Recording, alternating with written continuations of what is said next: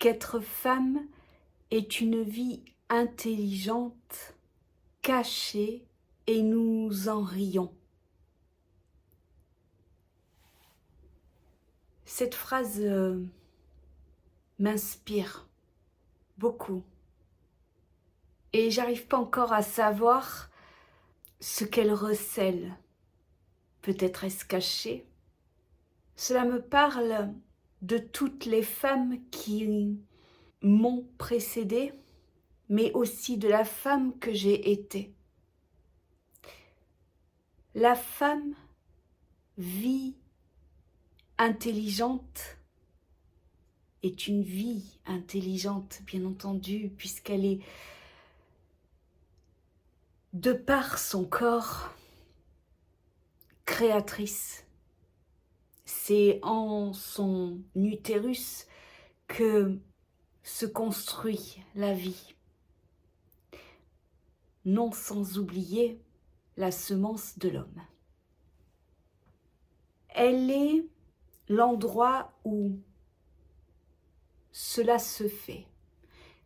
Elle est l'endroit où cela se construit. Est-ce que cela fait d'elle quelqu'un d'intelligent? Peut-être pas. Mais comme l'a dit cette personne sur Facebook, elle a bien dit vie intelligente. Et peut-être que la femme de ressentir, de vivre la vie en son corps, se construire, prendre forme, prendre matière pour celle qui enfante, est une ouverture, en tout cas, vers ce qui est plus grand que soi, plus grand que moi, plus grand que... Et ça, c'est peut-être une ouverture vers une personne intelligente. Parce que reliée à ce qui se vit dans son corps et qui la dépasse. Je pense aussi à ces femmes qui n'ont peut-être pas eu cette occasion, opportunité, du moins qui ont eu l'occasion et l'opportunité de ressentir et d'être au contact de cette intelligence de la vie qui se fait en elle, dans son corps, et à la fois sans elle. À ces femmes qui ont eu cette occasion de réaliser ça, mais qui à la fois n'ont pas pu la saisir, de par peut-être une société, un patriarcat aussi, sans vouloir faire de discours féministes, parce que les hommes, très sincèrement, ont aussi empathie du patriarcat. Mais ici, on parle de la femme, donc voilà. Qui n'ont pas eu l'opportunité parce que considérés comme un réceptacle, comme une machine, comme un objet, depuis toujours. Et quand on se vit comme un objet depuis toujours, eh bien, à la fois, je pense que quand le corps crée la vie, on peut en être d'une certaine façon coupé. De par ce conditionnement, se considérer, parce que d'avoir été considéré aussi comme un objet vivant, ressent, bien entendu, mais quand on est dans un système et dans une société où on va pas forcément valoriser ça, et quand je dis valoriser ça, ce n'est pas valoriser la femme, c'est valoriser cette intelligence de la vie. C'est ce à quoi ça me fait penser, ça ne veut pas dire que c'est ce qu'elle a voulu dire, juste elle a dit ça, elle était dans son propre esprit et dans sa propre création. Et je me suis permise de prendre cette phrase qui, à moi, m'a inspirée.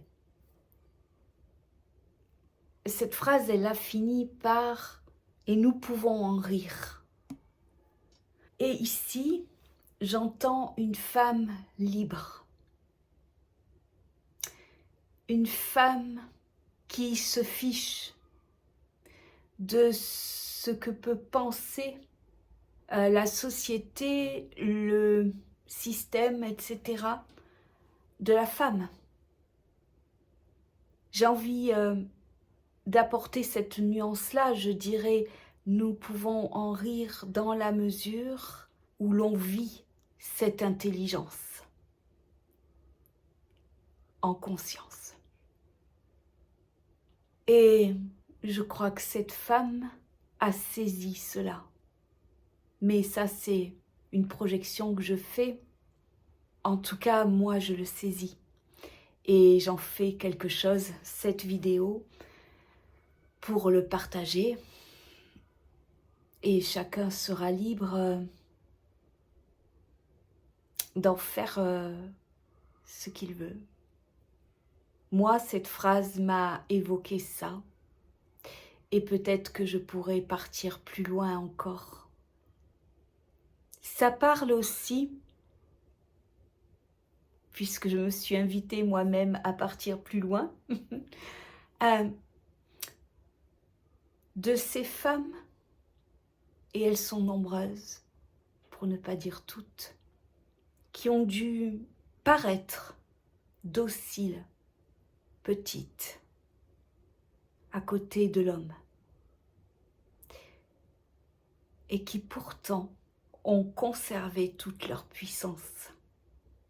De ces femmes qui ont, pour certaines, eu une grande influence sur les décisions de certains hommes, rois, politiques, directeurs et autres. Je dois dire qu'aujourd'hui, plus ça va, plus la femme est amenée à prendre sa place. Et l'idée n'est pas d'écraser l'homme. De mon regard, c'est aussi là que se trouve l'intelligence de la vie. Parce que l'homme a aussi payé le prix du patriarcat différemment, mais il en a payé le prix. C'est une pression aussi pour l'homme de devoir paraître solide, fort. Et fut une époque, et ça peut encore arriver aujourd'hui, même en France, responsable de sa famille. C'est pas rien. Responsable de la mettre en sécurité, financière, émotionnelle aussi. Donc, c'est quand même pas rien non plus pour l'homme. Ça a aussi, je pense, des conséquences. C'est l'inverse, en fait. L'homme doit paraître fort, solide, comme un pilier. Et la femme doit paraître fragile, docile, douce. Alors qu'à l'intérieur de soi, qu'on soit homme ou femme, il y a les deux. Il n'y a donc quelque part aucun intérêt à devoir se ranger quelque part. Et c'est peut-être là où le bât blesse. C'est peut-être là où ça ne peut pas être épanouissant. Ça ne peut pas être libre. Donc cette phrase, il semble que la femme est une vie, soit une vie intelligente, cachée, et nous pouvons en rire.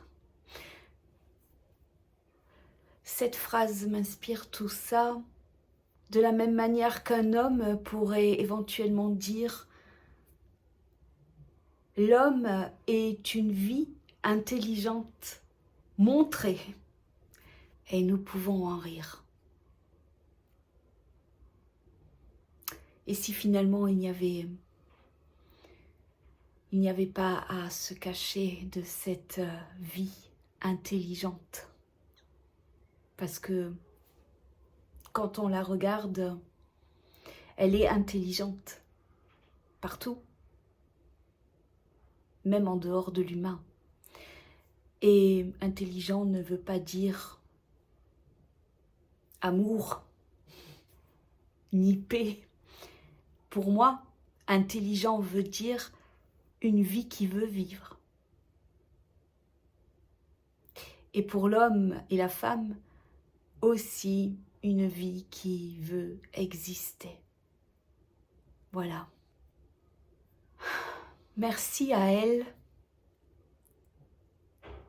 pour cette petite pépite qui m'a inspiré ces mots que je laisse libre de s'envoler. À bientôt.